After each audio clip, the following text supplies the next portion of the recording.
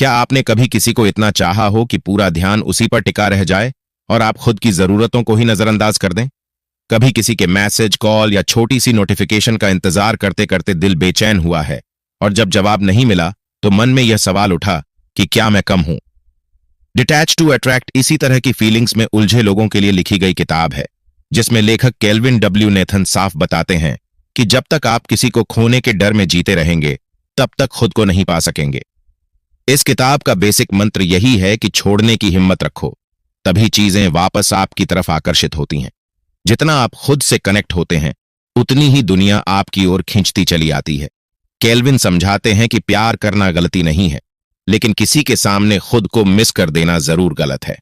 Attraction तब पैदा होता है जब इंसान के अंदर कॉन्फिडेंस, साइलेंस, इमोशनल कंट्रोल और इनर पीस जैसी क्वालिटी होती है। यह कोई टिप्स वाली रिलेशनशिप किताब नहीं, बल्कि एक माइंडसेट शिफ्ट है जो बताती है कि आपकी वैल्यू किसी के रिप्लाई या प्रेजेंस पर डिपेंड नहीं करती। डिटैच टू अट्रैक्ट का कॉन्सेप्ट बहुत सिंपल है। अगर आप चाहते हैं कि लोग या सिचुएशन आपकी तरफ मूव हों, तो पहले आपको उनसे थोड़ा मेंटल और इमोशनल डिस्टेंस बनाना सीखना पड़ेगा।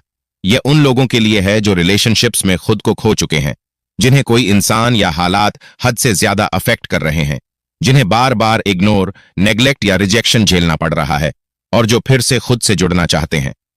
असुरक्षा में नहीं, शांति में अट्रैक्शन होता है। जब हम ओवरथिंक करते रहते हैं कि कॉल क्यों नहीं आई, वह ऑनलाइन है पर जवाब क्यों नहीं दे रहा, उसने मेरी स्टोरी क्यों नहीं देखी, तो हम अपनी पूरी एनर्जी उसी इंसान को थमा रहे होते हैं। केल्विन कहते हैं कि ओवर गिविंग अट्रैक्शन को खत्म कर देता है, इसलिए जब आप अपनी एनर्जी खुद की तरफ मोड़ते हैं तभी वही लोग अचानक आपकी ओर आने लगते हैं। डिटैच का मतलब दूर भाग जाना नहीं, बल्कि खुद के साथ कनेक्ट हो जाना है। यह समझना कि मेरा सुकून और मेरी वैल्यू किसी और की बिहेवियर पर डिपेंड नहीं करती। जब आप यह समझ लेते हैं तो प्यार भी संतुलन में होता है। चेस करना रोकना जरूरी है, क्योंकि जिस चीज का आप पीछा करते हैं वह चीज आपसे और दूर जाती है। चेस तब शुरू होता है जब हम खुद को कम आंकते हैं या सामने वाले को अपनी हैप्पीनेस की चाबी मान लेते हैं। लेकिन जैसे ही आप रुकते हैं, बाउंड्री सेट करते हैं और खुद पर फोकस करते हैं, सामने वाला खुद आपको सीरियसली लेना शुरू कर देता है। इमोशनल कंट्रोल असली पावर है। जब आप हर बात पर रिएक्ट नहीं करते और अपनी शांति बनाए रखते हैं तो एक नेचुरल इंपैक्ट क्रिएट होता है और आप जरूरतमंद नहीं बल्कि स्ट्रांग दिखते हैं। इसी शांति में एक मिस्ट्री भी होती है जो सामने वाले को आपको खोने का डर दिलाती है। केल्विन यह बताते हैं कि साइलेंस एक सुपर पावर है। खामोशी के साथ ठीक होना सीखो, क्योंकि इसी में आपकी सबसे बड़ी स्ट्रेंथ छिपी होती है। अगर कोई आपको इग्नोर कर रहा है तो हर बार मैसेज भेजकर खुद को कमजोर दिखाने की जरूरत नहीं होती, क्योंकि साइलेंस अपने आप में एक डिग्निटी और एक स्ट्रांग स्ट्रेटजी होती है। बार बार अपनी बात साबित करने की कोशिश आपको नीडी बना देती है, जबकि खामोशी कई बार सबसे साफ और सबसे असरदार जवाब बन जाती है। इसी खामोशी से शुरू होती है सेल्फ वर्थ वापस पाने की जर्नी, जो इस किताब का सबसे बड़ा गिफ्ट है। क्योंकि केल्विन डब्ल्यू नेथन बार बार यह याद दिलाते हैं कि कोई भी रिश्ता आपकी खुद की वैल्यू से ऊपर नहीं हो सकता, और जब आपके अंदर सेल्फ कॉन्फिडेंस, क्लियर बाउंड्रीज और अपनी पीस को प्राथमिकता देने का साहस होता है, तब लोग खुद आपकी ओर खींचते हैं। यह किताब यह भी सिखाती है कि कैसे चेस किए बिना अट्रैक्शन पैदा होता है, कैसे खुद को किसी भी रिलेशनशिप में खोने से बचाया जाता है, कैसे नो रिस्पांस को एक पावरफुल मैसेज बनाया जाता है, और कैसे रिजेक्शन को टूटने की वजह बनाने की बजाय उसे अपनी स्ट्रेंथ में बदल दिया जाता है, ताकि आप अपनी रिस्पेक्ट बनाए रख सकें, चाहे कोई आपके जीवन में रहे या न रहे। पूरी किताब का सार एक लाइन में समाया है। डिटैच इसलिए नहीं कि आप केयर नहीं करते, बल्कि इसलिए कि आप खुद के लिए ज्यादा केयर करते हैं। यह कोई जटिल साइकोलॉजी नहीं, बल्कि एक ऐसा आईना है जो दिखाता है कि कैसे आपने खुद को दरकिनार किया और कैसे खुद से जुड़कर आप दुनिया को अपनी तरफ खींच सकते हैं। पहले chapter over giving kills attraction में केल्विन बताते हैं कि प्यार में देना जरूरी है, लेकिन लिमिटलेस देना आपकी वैल्यू को कम कर देता है।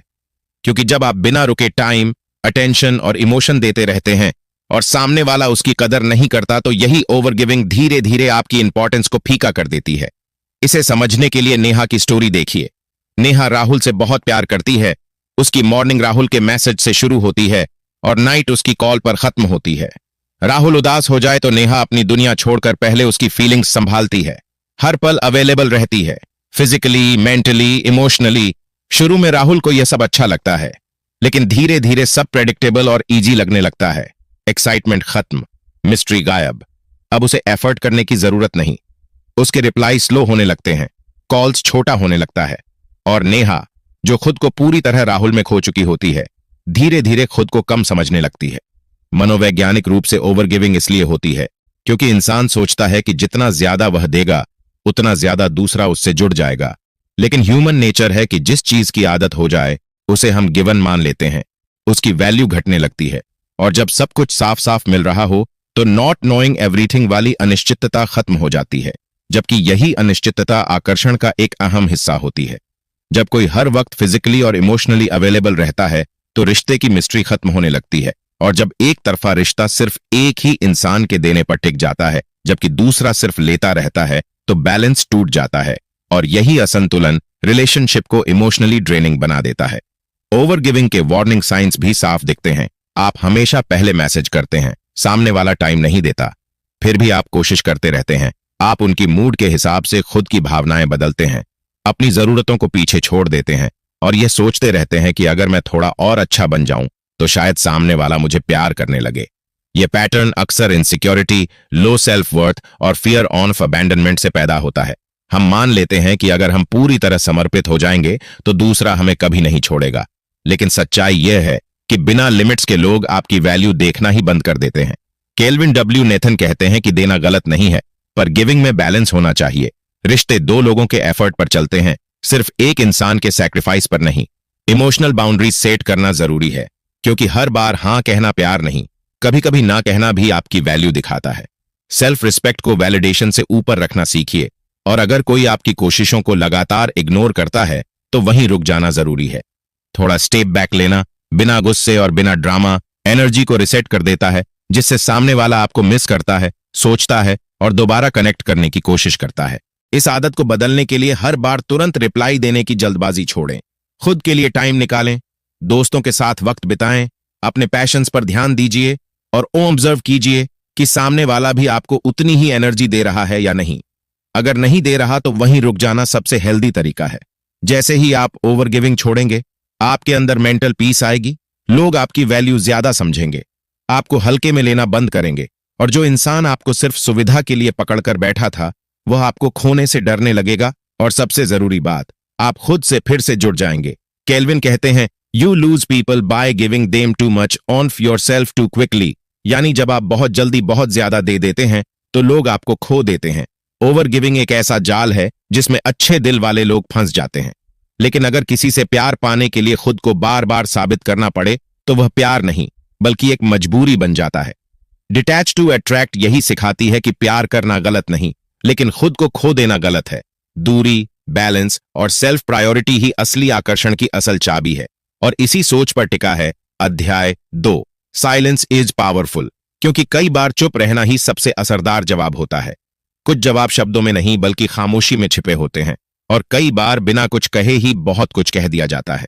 यही बात केल्विन डब्ल्यू नेथन अपनी किताब डिटैच टू अट्रैक्ट के इस चैप्टर में समझाते हैं, जहां वो बताते हैं कि साइलेंस वीकनेस नहीं बल्कि एक स्ट्रैटेजी है। हम अक्सर सोचते हैं कि हर बात क्लियर करनी चाहिए, हर गलत फहमी पर सफाई देनी चाहिए, हर सिचुएशन का तुरंत जवाब देना चाहिए, लेकिन सच यह है कि कई सिचुएशंस में चुप रह जाना ही सबसे स्ट्रांग रिस्पॉन्स होता है। इसे एक कहानी से समझिए। अमन और रोहित बहुत अच्छे दोस्त थे। एक छोटी सी मिसअंडरस्टैंडिंग पर दोनों में लड़ाई हो गई। अमन बार बार मैसेज करता रहा कि सुन यार, बात कर, मेरी बात गलत नहीं थी, एक बार समझ तो। बट रोहित ने एक भी रिप्लाई नहीं किया। अमन बेचैन होता रहा, हर दिन सोचता रहा कि अब क्या बोलूं, कैसे समझाऊं, और धीरे धीरे वह थक गया।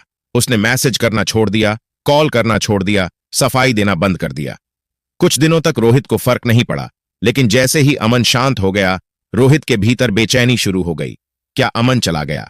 क्या अब उसे मेरी परवाह नहीं? क्या मैं दोस्ती खो रहा हूं? और वही खामोशी, वह असर कर गई जो शब्द कभी नहीं कर पाए।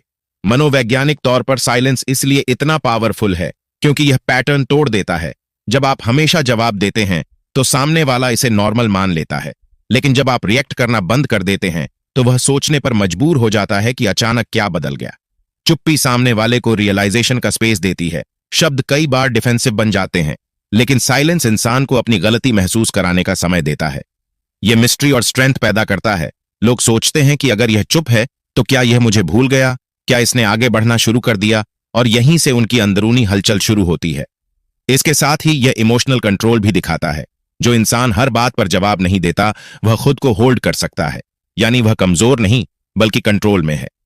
केल्विन का कहना है कि हर बात का जवाब देने की कोशिश में आप खुद को वीक बनाते हैं, जबकि साइलेंस आपकी डिग्निटी और बाउंड्रीज को प्रोटेक्ट करता है और सामने वाले को इमोशनली इन्वेस्ट करने पर मजबूर करता है, कभी गिल्ट के साथ, कभी फियर ऑफ लूजिंग यू के साथ। हाँ, यह समझना भी उतना ही जरूरी है कि साइलेंस और स्टोन वॉलिंग एक जैसी चीजें नहीं है। साइलेंस तभी पावरफुल है जब वह सेल्फ रिस्पेक्ट और बाउंड्रीज से आता है, लेकिन अगर आप चुप रहकर सामने वाले को सजा देने की कोशिश कर रहे हैं तो वह टॉक्सिक बिहेवियर बन जाता है। केल्विन इसी संतुलन की समझ देते हैं कि साइलेंस को ईगो की नहीं बल्कि सेल्फ वर्थ की भाषा कैसे बनाया जाए।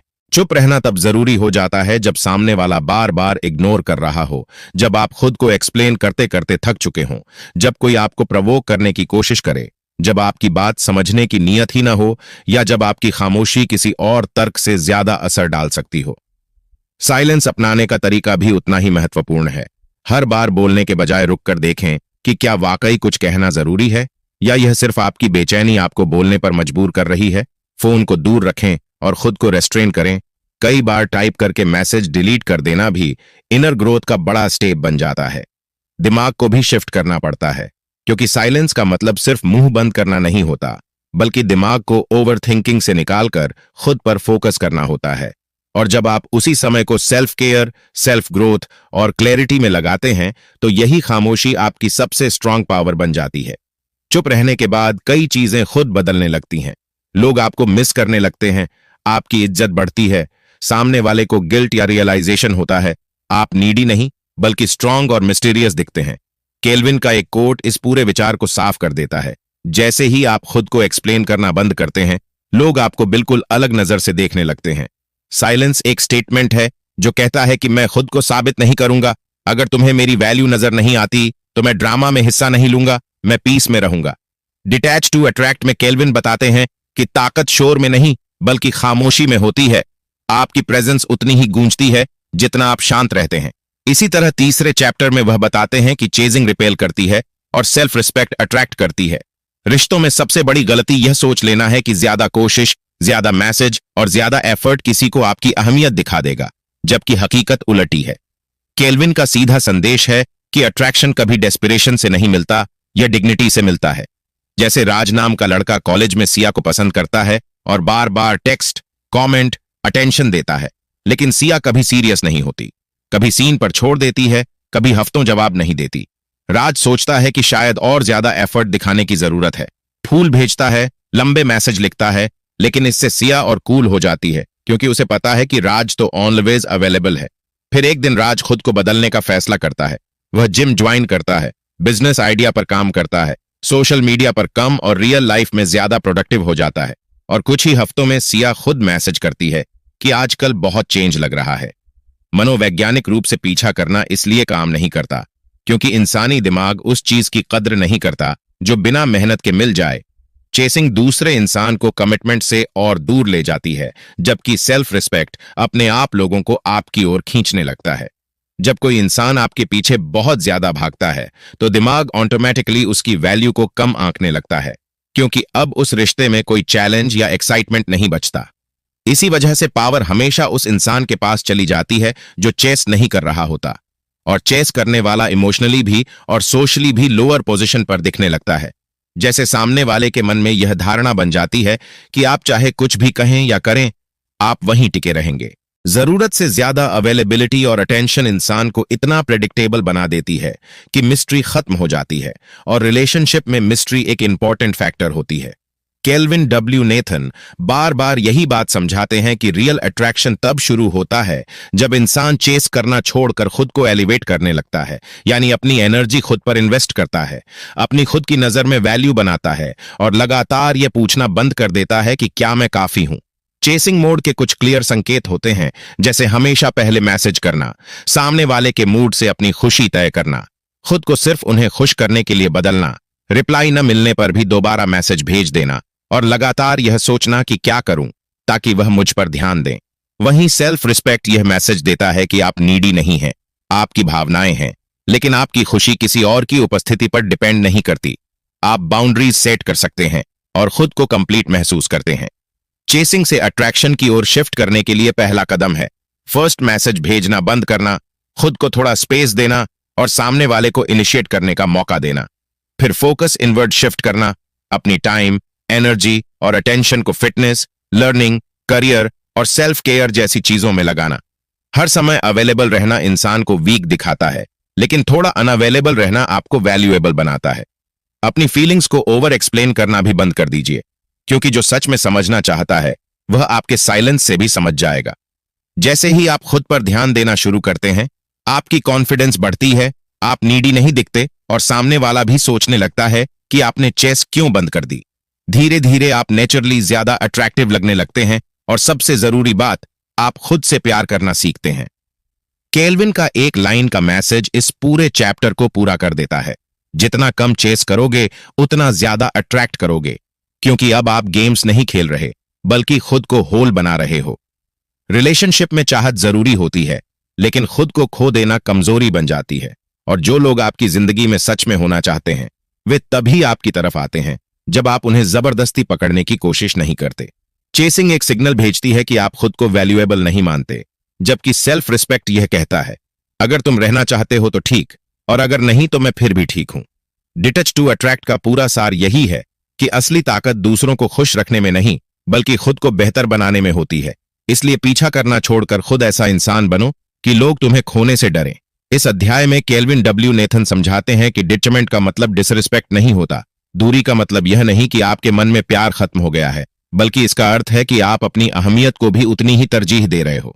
हम अक्सर रिलेशनशिप में इतना घुल मिल जाते हैं कि अपनी पसंद, अपनी जरूरतें और अपनी पहचान सब पीछे छूटने लगती है, और ऐसा लगता है कि थोड़ा सा स्पेस देना सामने वाले को गलत मैसेज भेज देगा, जबकि सच यह है कि हेल्दी स्पेस ही कनेक्शन को बैलेंस्ड बनाता है। असली डिटचमेंट रिश्ते से भागना नहीं है, इमोशंस को दबाना नहीं है और न ही खुद को हार्ड या अनफीलिंग बनाना है, बल्कि यह उस माइंडसेट को अपनाना है जिसमें आप अपनी इमोशंस को खुद पर हावी नहीं होने देते और सामने वाले की हर बात को अपनी सेल्फ वर्थ से नहीं जोड़ते। यही वजह है कि डिटचमेंट मानसिक शांति के लिए जरूरी है। जब आप हर छोटी बात पर रिएक्ट करना बंद कर देते हैं और अपने साथ समय बिताना सीखते हैं, तो मन में एक नेचुरल शांति आती है जो रिश्ते को भी स्थिर बनाती है। हर इंसान को एक स्पेस चाहिए जिसमें वह सोच सके, समझ सके और सांस ले सके, और अगर यह स्पेस नहीं मिलता तो रिलेशनशिप कनेक्शन की बजाय सफोकेशन बन जाता है। हेल्दी बाउंड्रीज इसी स्पेस का नाम है जो यह बताती हैं कि आपकी पहचान कहां से शुरू होती है और सामने वाले की कहां खत्म। डिटचमेंट भावनात्मक स्पष्टता भी लाता है।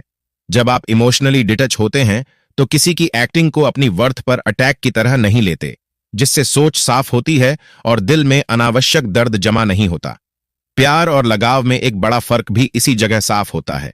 प्यार में फ्रीडम होती है, जबकि लगाव में लगातार एक खोने का डर छिपा रहता है। प्यार कहता है कि मैं तुम्हारे साथ हूं, लेकिन अपनी पहचान बचाकर, जबकि लगाव डर के साथ बंधा रहता है कि अगर रिश्ता टूट गया तो मैं भी टूट जाऊंगा। केल्विन यही कहते हैं कि डिटचमेंट इंसान को उस स्तर का प्यार सिखाता है जिसमें आप खुद एक पूरी दुनिया बनते हैं और फिर किसी दूसरे की दुनिया का हिस्सा बनते हैं, बोझ नहीं। और डिटचमेंट का गलत मतलब यह भी नहीं है कि आप कोल्ड हो जाएं, अनकेयरिंग बन जाएं या सामने वाले को पनिश करने के लिए दूरी बनाएं, क्योंकि यह सब ईगो ड्रिवन रिएक्शंस हैं। असली डिटचमेंट एक शांत और ग्राउंडेड जगह है जहां आप सिर्फ इसलिए दूरी बनाते हैं ताकि आप खुद को न खो दें और अपनी इमोशनल हेल्थ को सुरक्षित रख सकें। डिटचमेंट इंसान को वह क्लैरिटी देता है जिसमें साफ नजर आता है कि रिश्ता प्यार पर टिका है या सिर्फ एक हैबिट बन चुका है। यह आपको इतनी स्ट्रेंथ भी देता है कि आप अपने डिसीजन खुद ले सकें और सामने वाला आपकी बाउंड्रीज को समझकर आपको रिस्पेक्ट देना सीखे, क्योंकि असली कनेक्शन बिना चिपके भी बना रहता है। जैसा केल्विन बार बार कहते हैं कि रियल कनेक्शन को कांस्टेंट प्रेजेंस नहीं बल्कि म्यूचुअल रिस्पेक्ट चाहिए। डिटचमेंट सीखने का तरीका भी आसान है। हर बात पर तुरंत रिएक्ट करना बंद कर दीजिए, क्योंकि कई बार साइलेंस ही सबसे पावरफुल रिस्पॉन्स होता है।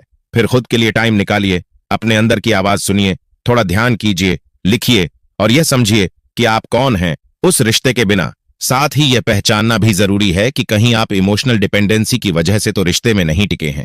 जब कोई चीज आपकी वैल्यूज से मेल नहीं खाती तो बिना गिल्ट के नो कहना सीखिए। केल्विन का कोट साफ बताता है कि डिटचमेंट लव की कमी नहीं बल्कि डिपेंडेंसी से आजादी है, लेकिन लोग इसे गलत समझ लेते हैं और मानते हैं कि दूरी मतलब केयर कम होना। जबकि सच ये है कि जो इंसान खुद के साथ कनेक्ट होता है वही सबसे गहराई से किसी से जुड़ सकता है। अगर आप खुद को मिटाकर प्यार कर रहे हैं तो वह प्यार नहीं, त्याग है, और जब त्याग एकतरफा होता है तो वह धीरे धीरे कड़वाहट पैदा कर देता है।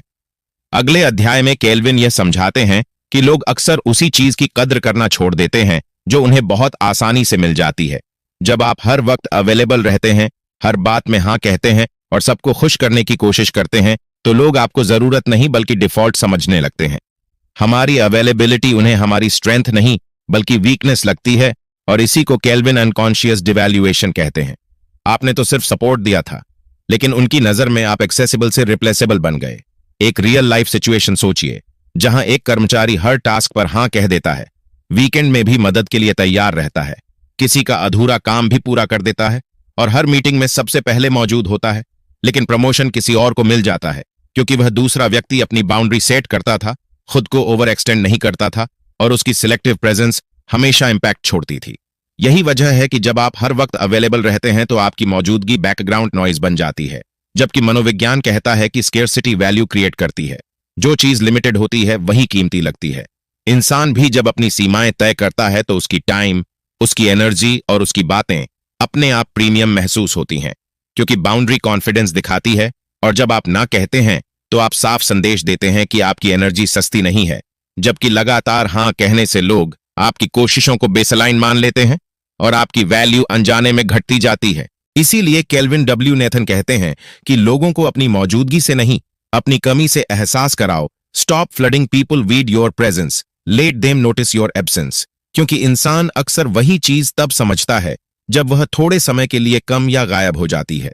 प्रैक्टिकली इसका मतलब है कि बाउंड्री सेट करें, हर किसी के लिए हर वक्त अवेलेबल मत रहिए, अपने रिस्पॉन्स डिले कीजिए ताकि सामने वाला महसूस करे कि आपकी एनर्जी की एक कीमत है। सिलेक्टिव बनिए, क्योंकि हर वक्त हां कहना ग्रेटनेस नहीं बल्कि कई बार पुशओवर बना देता है। अपनी प्रेजेंस को इतना इंपैक्टफुल बनाएं कि जब आप हो तो लोग नोटिस करें, लेकिन हर समय मौजूद रहकर खुद को कॉमन मत बनाइए। अगर संकेत दिखने लगे कि लोग आपकी बातों को इग्नोर कर रहे हैं, आपकी प्रेजेंस पर कोई खास रिएक्शन नहीं है, सिर्फ जरूरत पड़ने पर याद करते हैं, या आपकी अवेलेबिलिटी को डिमांड समझते हैं, तो समझ लीजिए कि आपकी सेल्फ वर्थ गिर रही है।